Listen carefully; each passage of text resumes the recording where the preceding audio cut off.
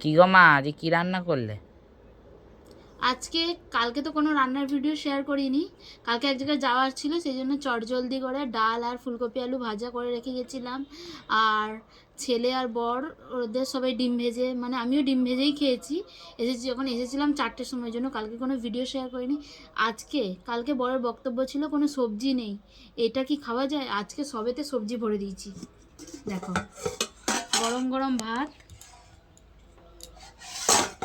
একদম ধোয়া উঠছে গরম গরম। এদিকে দেখো, বলেছি না আজকে সবে সবজি। এ দেখো, শাক, লোটের শাক ভাজা, রসুন আর শুকনো লঙ্কা দিয়ে ভেজেছি, বেগুন ভাজা, সব সবজি আজকে।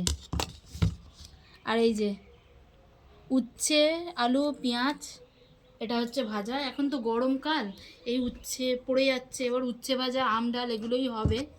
খুব ভালো লাগে এগুলো খেতে।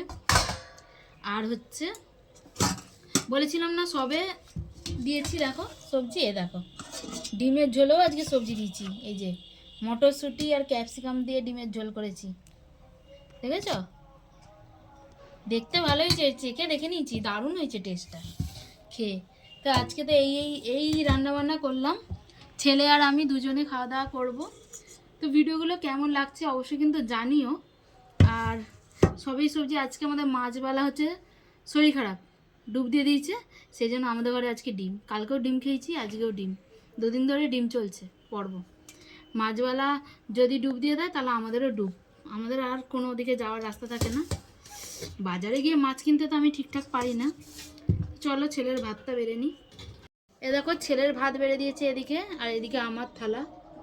ও তো বেগুন ভাজা খায় না, ওই জন্য বেগুন ভাজা দিইনি। আর এই যে আমার থালা, বাঁ হাতে ডিমটা নেবো, এগুলো খেয়ে নিই আগে। উচ্ছে ভাজা আমার বেশ পছন্দ। তো ভিডিওটা কেমন হলো বলো।